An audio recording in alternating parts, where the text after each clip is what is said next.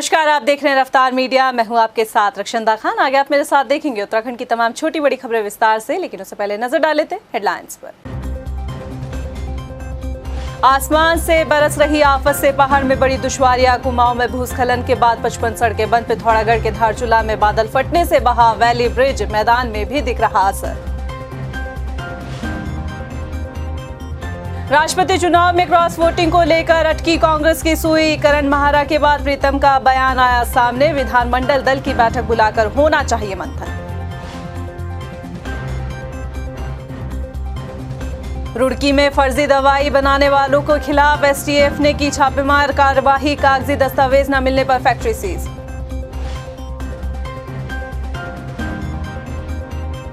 और प्रदेश में हरियाली तीज के पर्व की दिखी धूम। पति की लंबी उम्र के लिए सुहागिन महिलाओं ने रखा व्रत। कई प्रतियोगिताओं का भी हुआ आयोजन। हेडलाइंस की बात बुलेटिन में खबरें विस्तार से। बात सबसे पहले मानसून की करेंगे। उत्तराखंड में पिछले 48 घंटे से हो रही मूसलाधार बारिश से लोगों को काफी परेशानियों का सामना करना पड़ रहा है। पहाड़ों पर बारिश के बाद हुए भूस्खलन से कुमाऊं की करीब 55 सड़कें बंद हैं। हालांकि कुमाऊं कमिश्नर दीपक रावत ने जिलाधिकारियों को सभी सड़कें खोलने के निर्देश दिए हैं। वहीं पिथौरागढ़ जिले में बारिश से बरपे कहर में सरकारी और निजी संपत्तियों को भारी नुकसान हुआ है। धारचूला में करीब आधा दर्जन आवासीय घरों को काफी नुकसान हुआ है। मौसम विभाग के निदेशक विक्रम सिंह की माने तो राज्य के कई जिलों में भारी बारिश का दौर देखने को मिलेगा। हालांकि 2 अगस्त से मौसम में सुधार होने का अंदाजा लगाया जा रहा है। 1 तारीख में जब जाएंगे तो एक्टिविटी थोड़ी कम हो जाएगी, लेकिन फिर भी हैवी रेन आइसोलेटेड जो है देहरादून, हरिद्वार या यूएस नगर में, उनमें संभावना है कि मिलेगी। तो अच्छी बारिश है। अभी मैं कहूँगा जो भी 4 से 5 दिन है, और कहीं ना कहीं इसका जो धीरे धीरे जो प्रभाव है, जो रेनफॉल है, एक तरह से जो अमाउंट अगर क्यूमुलेटिव उसकी बात करें तो अच्छा खासा अमाउंट एक हो जाता 4-5 दिन में, तो उसका जो इम्पैक्ट है वो दिखने को मिलेगा। तो पहाड़ों में कहीं ना कहीं बहुत सुरक्षित होकर आवागमन करना चाहिए। और साथ ही जो नदी नाले हैं या इवन रिवर्स हैं बड़े भी, तो उनमें भी अब जल स्तर जो है धीरे धीरे ये बढ़ेगा। प्रदेश में मानसून का कहर पहाड़ से लेकर मैदान तक देखा जा सकता है। लगातार हो रही बारिश की वजह से अब शिक्षा विभाग भी सतर्कता बरतता नजर आ रहा है। आपको बता दें कि शिक्षा मंत्री धन सिंह रावत ने अधिकारियों को निर्देश देते हुए कहा कि प्रदेश के किसी भी जर्जर स्कूल में बच्चों को ना पढ़ाया जाए। शिक्षा मंत्री ने ये भी कहा है कि स्कूलों को चलाने की व्यवस्था किसी सरकारी भवन में की जाए। अधिकारी को भी और खंड शिक्षा अधिकारी को भी और अपने सीओ को भी आदेश दिए हैं कि कोई भी जर्जर स्कूल है तो वहाँ से जो है दूसरी स्कूल में शिफ्ट कर दिया या बगल में कोई सरकारी बिल्डिंग में हो जाए। लेकिन इस बार पर्याप्त पैसा आ गया पे और सारी स्कूलों को ठीक किया जाएगा, लेकिन बरसात के समय में किसी भी जर्जर स्कूल में बच्चों को नहीं रखें। बरसात के मौसम में प्रशासन लगातार लोगों को नदी नालों के किनारे या फिर रपटों को पार न करने की हिदायत देता नजर आ रहा है, मगर लोग अपनी जान की परवाह किए बिना मौत को दावत देते भी नजर आ रहे हैं। हल्द्वानी के चोरगलिया थाना क्षेत्र में बहने वाले रपटे पर प्रशासन की तरफ से अपील किए जाने के बाद भी लोग इसे पार करने की कोशिश कर रहे हैं।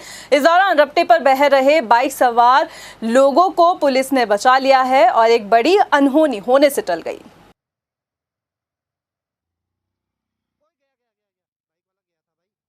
प्रदेश में मानसून अब आफत बन गया है। बारिश का कहर पहाड़ों पर भी नजर आने लगा है, जहां अब तक 200 से ज्यादा सड़कें जो हैं वो बंद है। इस वजह से कई गांवों से संपर्क टूट गया है। तो वहीं धारचूला के सोलबा में बादल फटने की घटना सामने आई है। बादल फटने से वैली ब्रिज भी बह गया है। वहीं धौला नदी जो है वो फान पर है।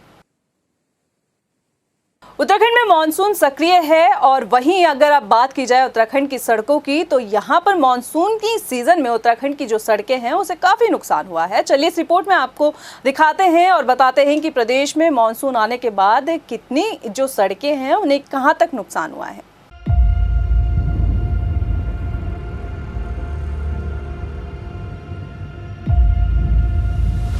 उत्तराखंड में इस बार आए मानसून सीजन में अब तक भले ही प्रदेश में आपदा जैसे हालात देखने को नहीं मिले हैं, लेकिन बरसात के इस मौसम में प्रदेश की सड़कों को काफी नुकसान पहुंचा है। 15 जून से मानसून सीजन की शुरुआत होने के बाद पीडब्ल्यूडी विभाग से मिले आंकड़ों को गौर से देखने के बाद मालूम चलता है कि सड़कों को कितना नुकसान पहुंचा है। मॉनसून सीजन में अब तक 1543 सड़कें बंद हो चुकी हैं, जिनमें से 1380 सड़कें पीडब्ल्यूडी विभाग खोल चुका है और प्रदेश में करीब 163 सड़कें अभी भी बंद हैं। 263 जेसीबी मशीनों को सड़कों को खोलने के लिए लगाया गया है।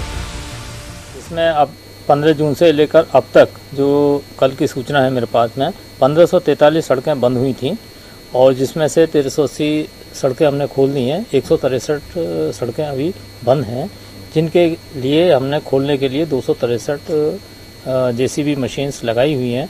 इसमें से हमारी विभागीय भी हैं और कॉन्ट्रैक्टर्स की भी हैं। और सबसे इम्पोर्टेंट चीज़ ये कि इस बार रेस्पॉन्स टाइम काफ़ी कम किया गया है और कहीं से ऐसी कोई सूचना नहीं मिल रही है कि हमारा रेस्पॉन्स टाइम ज़्यादा लगा हो, किसी ने कॉल किया हो और वहाँ पर जेसीबी मशीन ना पहुँची।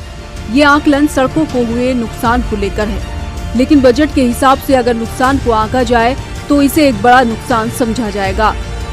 वो इसलिए क्योंकि मॉनसून के इस सीजन में अब तक 50 करोड़ रुपए का नुकसान विभाग को हो चुका है, तो वहीं 13 करोड़ रुपए का बजट पूर्व की अवस्था में सड़कों को लाने में लगेगा।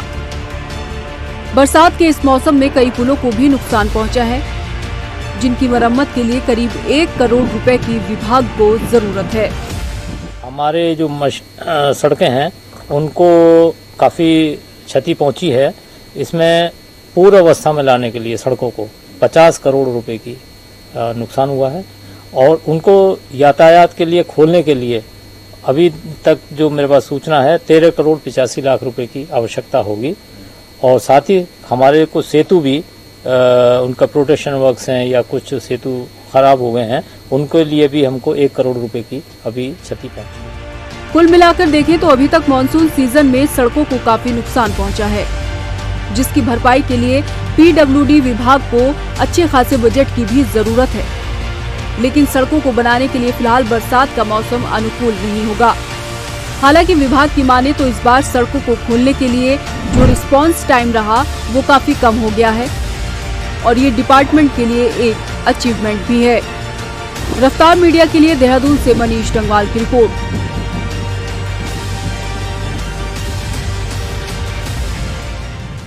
एक तरफ मानसून से पहाड़ों पर दुश्वारियां बढ़ रही है तो वहीं दूसरी तरफ भारी बारिश के चलते ऋषिकेश कर्णप्रयाग रेल परियोजना के चलते ग्रामीणों की परेशानियां अब तक कोई हल कर नहीं पाया है और इसी के गुस्साए ग्रामीण ने रेलवे प्रशासन के खिलाफ उत्तराखंड के केंद्रीय सचिव सरदार सिंह पुंडीर के नेतृत्व में अपना विरोध जताया और परियोजना निर्माण कार्य को रुकवा दिया। ग्रामीणों का कहना है कि वो रेल परियोजना का विरोध नहीं कर रहे हैं बल्कि ऐसे कामों का विरोध कर रहे हैं जिसके कारण गांव के गांव उजड़ने के साथ ही तबाह हो रहे हैं। उन्होंने कहा है कि अगर जल्द ही कोई हल नहीं निकाला जाएगा तो उग्र आंदोलन किया जाएगा।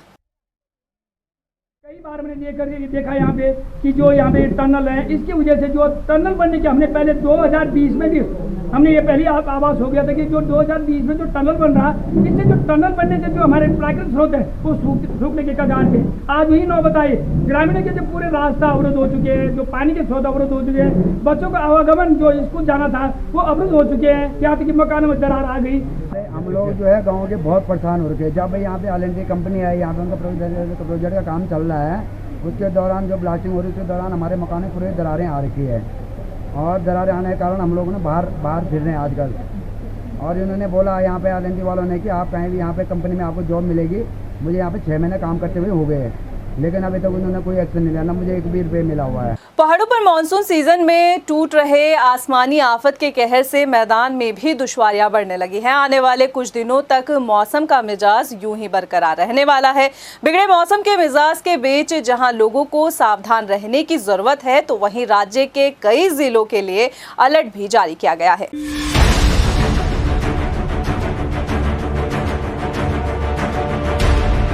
आसमान से बरस रहा कुदरत का रौद्र रूप। पहाड़ों से लगातार गिरते बोल्डर से सड़कें टूटी। बद्रीनाथ हाईवे लामबगड़ के पास बाधित। अगले 48 घंटे 7 जिलों के लिए भारी से भारी। पहाड़ों पर बरस रहे आफत के कहर से प्रदेश भर से कई ऐसी तस्वीरें सामने आ रही हैं जो डराने और खौफजदा करने वाली हैं। मौसम विभाग के अलर्ट के मुताबिक शुक्रवार देर रात से कई इलाकों में भारी बारिश के बाद मुश्किलें बढ़ गई हैं। भारी बारिश से जहां बद्रीनाथ हाईवे लामबगड़ के पास पानी के तेज बहाव के चलते लगातार बाधित है, तो नैनीताल में भवाली रोड के पास पूरी सड़क ही बरसात के बाद टूट गई है, जिससे सैकड़ों वाहन बीच में फंसे हैं। कुदरत की कुछ ऐसी ही भयावह तस्वीरें पिथौरागढ़ जिले से भी सामने आई हैं। धारचूला में भारी बरसात के बाद भरभरा कर गिरते इस बोल्डर से सड़क के साथ बिजली के पोल भी ध्वस्त हो चुके हैं।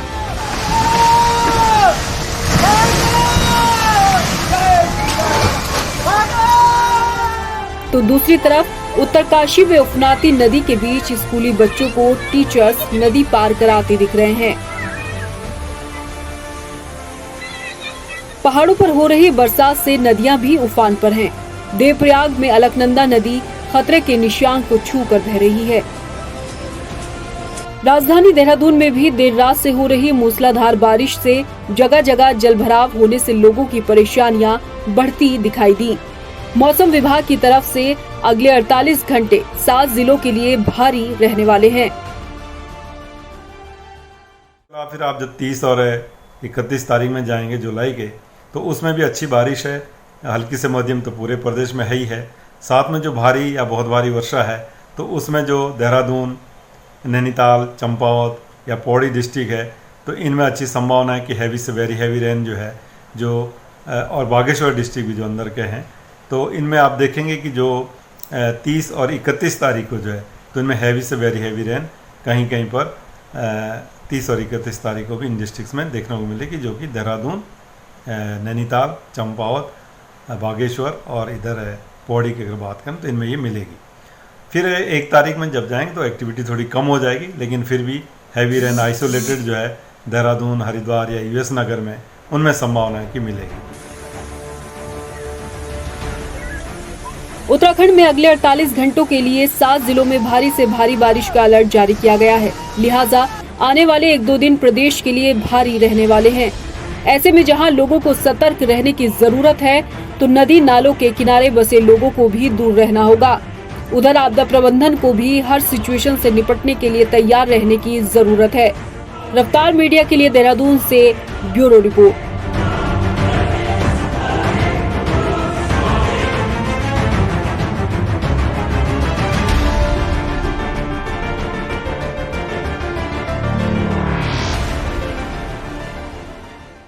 प्रदेश में राष्ट्रपति पद के चुनाव के दौरान हुई क्रॉस वोटिंग का मसला ठंडा नहीं पड़ रहा है। मामले में अब कांग्रेस विधायक प्रीतम सिंह का बयान सामने आया है। प्रीतम का कहना है कि पार्टी को जल्द विधानमंडल दल की बैठक को बुलवाकर मंथन करना चाहिए, ताकि ये पता लगाया जा सके कि किस नेता ने हाईकमान के निर्देश का पालन नहीं किया। कांग्रेस नेता प्रीतम सिंह ने हिदायत देते हुए भी नजर आए हैं। उनका कहना है कि नैतिकता के आधार पर क्रॉस वोटिंग करने वाले विधायक को खुद ही इस्तीफा दे देना चाहिए। प्रभाव से जो है कांग्रेस विधानमंडल दल की बैठक आहूत करनी चाहिए और ऐसे लोगों के खिलाफ कार्रवाई होनी चाहिए। और मैं कहना चाहता हूं कि राष्ट्रपति के चुनाव में हमको मत देने का अधिकार तब मिला है जब हम विधायक हैं, और विधायक हम तब बने हैं जब कांग्रेस ने हमको टिकट दिया और हाथ के चुनाव निशान पर हम चुन करके आए हैं। तो अपने दल के साथ राष्ट्रीय नेतृत्व के निर्देशों के विपरीत जिस किसी भी साथी ने ये आचरण किया है, ऐसे लोगों को कांग्रेस में रहने का कोई नैतिक अधिकार नहीं, बल्कि स्वतः ही उनको जो है पार्टी छोड़ देनी। उत्तराखंड अधीनस्थ सेवा चयन आयोग की भर्ती में धांधली को लेकर अब तक एसटीएफ कई गिरफ्तारी कर चुका है। टीम ने कुमाऊं मंडल से पेपर लीक मामले में 3 और आरोपियों को गिरफ्तार किया।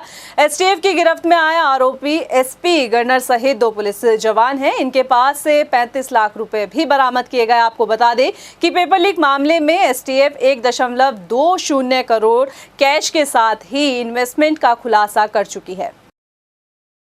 माननीय मुख्यमंत्री जी के आदेश पर यूकेएसएससी में परीक्षा लीक का मैटर आया था, जिसमें मुकदमा दर्ज करके इसमें कार्रवाई चल रही थी। पूर्व में 9 लोग को इसमें गिरफ्तार किया जा चुका है और साक्ष्यों के आधार पर 2 गिरफ्तारी और की गई है, जिसमें दीपक शर्मा की अरेस्टिंग हुई है, जिससे जो है 35,89,000 भी बरामद हुए, जो विभिन्न परीक्षार्थियों द्वारा जो है कमीशन के तौर पर पेपर देने के नाम पर कलेक्ट किए गए थे।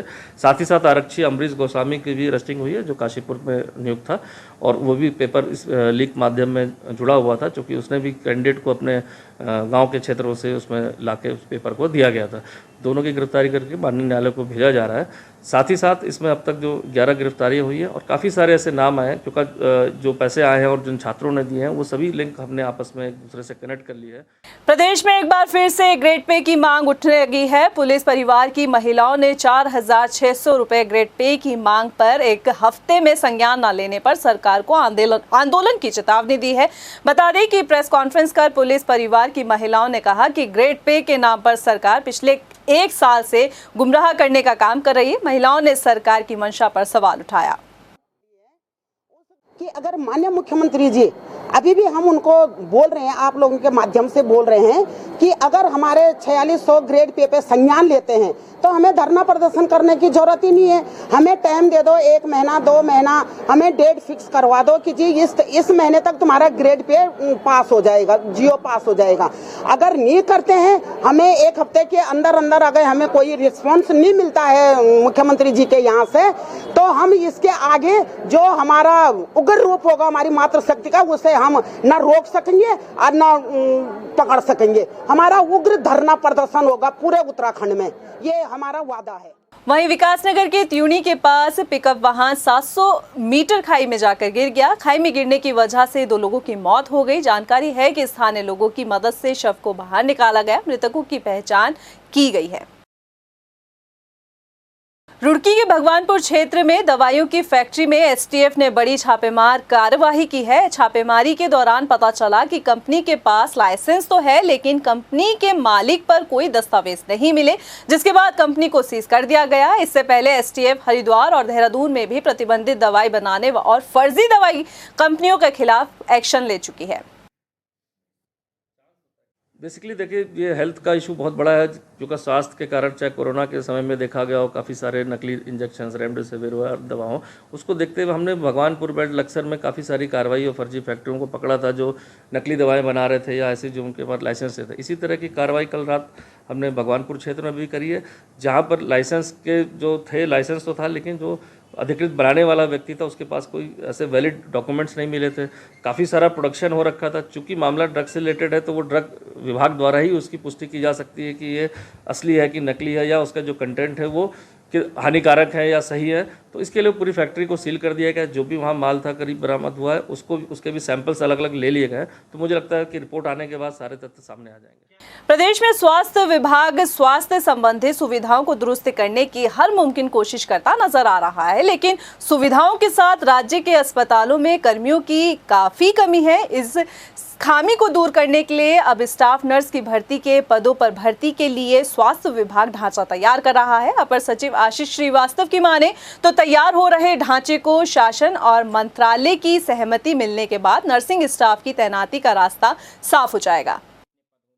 जल्दी इसको, क्योंकि शासन स्तर पे सेक्रेटरी लेवल तक की मीटिंग्स हो गई हैं और उम्मीद है कि जल्दी ही मिनिस्टर लेवल पे जो माननीय मंत्री जी हैं उनके यहाँ करके हम इसको भी फाइनल कर देंगे, क्योंकि अध्याचन ऑलरेडी जा कुछ उसमें इश्यूज सर्विस कंडीशंस को लेकर के हैं, तो उसको भी जल्दी किया जाएगा।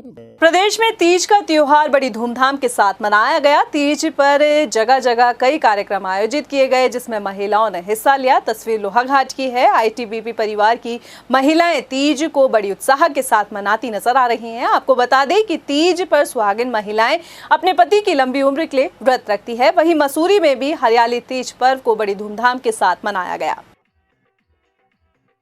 जैसा कि आप जानते हैं कि आईटीबीपी के सारे सैनिक हमारे उत्साहवर्धन में रहते हैं, तो ये लोग अपनी महिलाओं को क्या आगे लाना चाहते हैं। जिनका मैडम के क्या कहते हैं सानिध्य में हमें बहुत सारे प्रोग्रामों में आने का मौका मिलता है। वैसे ही आज तीज के हरियाली के इस त्यौहार में हम लोग आए हुए हैं। मैं आप सभी लोगों के उज्जवल भविष्य की कामना करती हूँ और विनीता मैडम से ऐसे समाज के सहयोग की आकांक्षी करती हूँ। इन दिनों प्रदेश का स्वास्थ्य महकमा काफी चर्चा में है। वजह राजधानी देहरादून के अस्पताल में तैयार होने वाली कैथ लैब है, जिसे बनाने के लिए 20 करोड़ की लागत जल्द खर्च की जाएगी। लेकिन कैथ लैब को संचालित करने के लिए जिम्मेदारी एक ही डॉक्टर के कांधों पर है, जो वाकई हैरान करने वाली बात है। देहरादून में मौजूद दून मेडिकल कॉलेज हाईटेक होता नजर आ रहा है। मरीजों की सुविधाओं को ध्यान में रखते हुए आधुनिक उपकरणों को भी अस्पताल में प्राथमिकता दी जा रही है। जल्द ही मरीजों की सुविधाओं के लिए अस्पताल में 20 करोड़ की लागत से कैथ लैब भी तैयार की जाएगी। कैथ लैब बनाए जाने के लिए प्रस्ताव जल्द शासन को भेजा जाएगा। कैथ लैब से जुड़ी अमूमन सभी तैयारी पूरी कर ली गई है।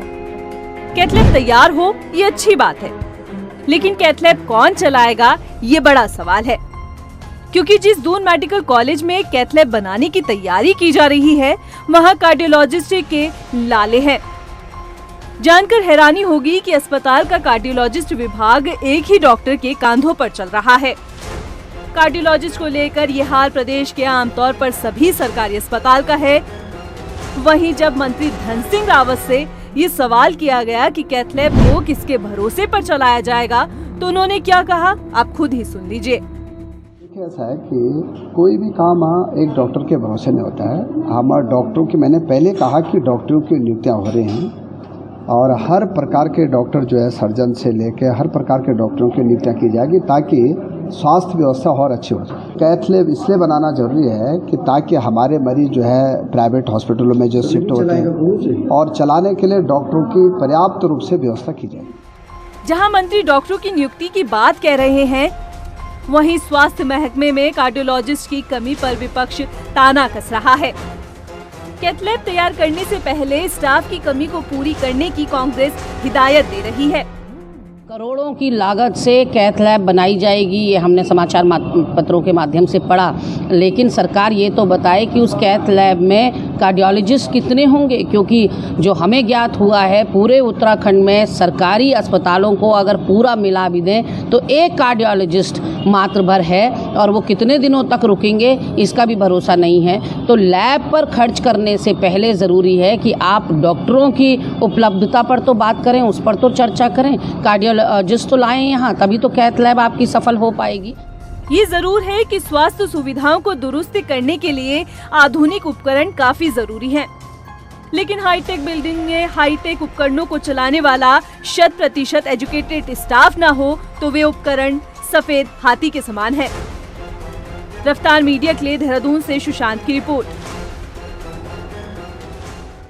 प्रदेश में एक तरफ कोरोना मरीजों की संख्या में लगातार इजाफा हो रहा है और इसी मौसम में डेंगू के फैलने का खतरा भी मंडरा रहा है। हालांकि स्वास्थ्य विभाग ने सतर्कता दिखाते हुए डेंगू को लेकर एडवाइजरी जारी कर दी है, साथ ही अभियान चलाने की भी बात कही गई है, लेकिन जरूरत है कि आप भी जागरूक हों।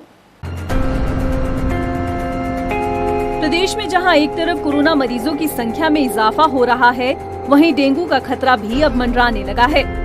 और तो और केरल और दिल्ली में मंकी पॉक्स से संक्रमण की दस्तक के बाद से उत्तराखंड में भी लोगों में दहशत है।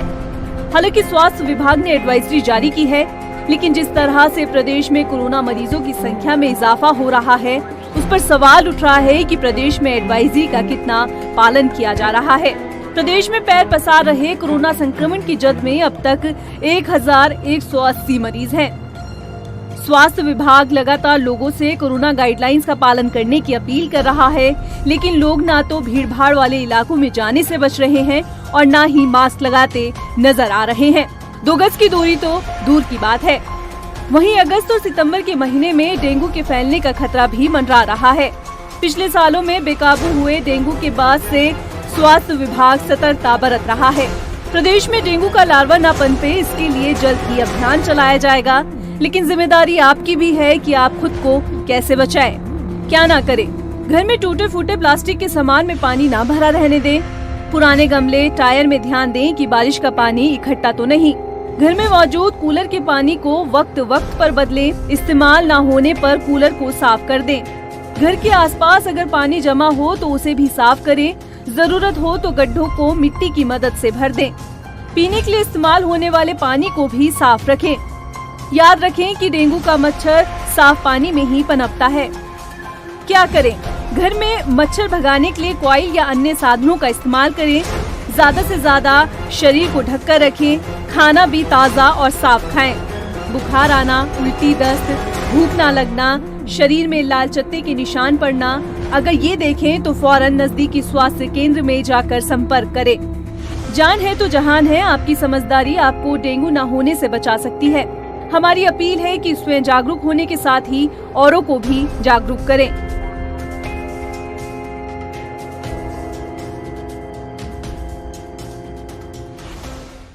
लालकुआं में सिंगल यूज प्लास्टिक के खिलाफ क्षेत्र में मौजूद दुकानों पर छापा मार कार्रवाई की गई है और इसी दौरान पुलिस ने प्रतिबंधित प्लास्टिक भी जब्त की। साथ ही दुकानदारों को सिंगल यूज प्लास्टिक पॉलिथीन के इस्तेमाल पर चेतावनी भी दी गई है।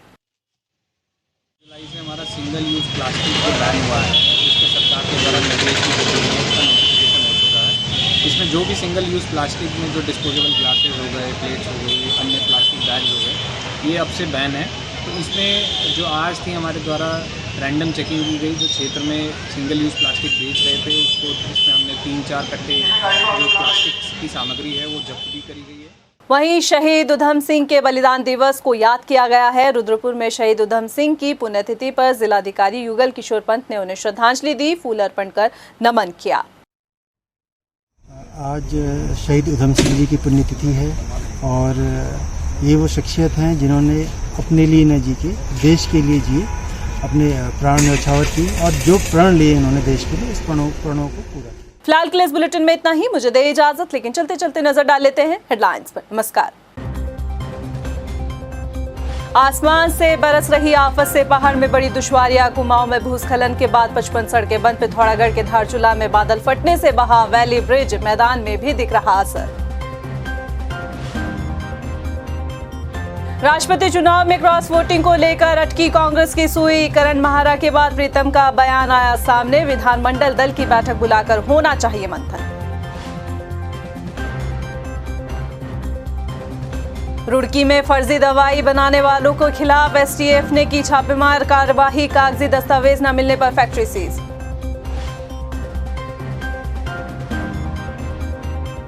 और प्रदेश में हरियाली तीज के पर्व की दिखी धूम। पति की लंबी उम्र के लिए सुहागिन महिलाओं ने रखा व्रत, कई प्रतियोगिताओं का भी हुआ आयोजन।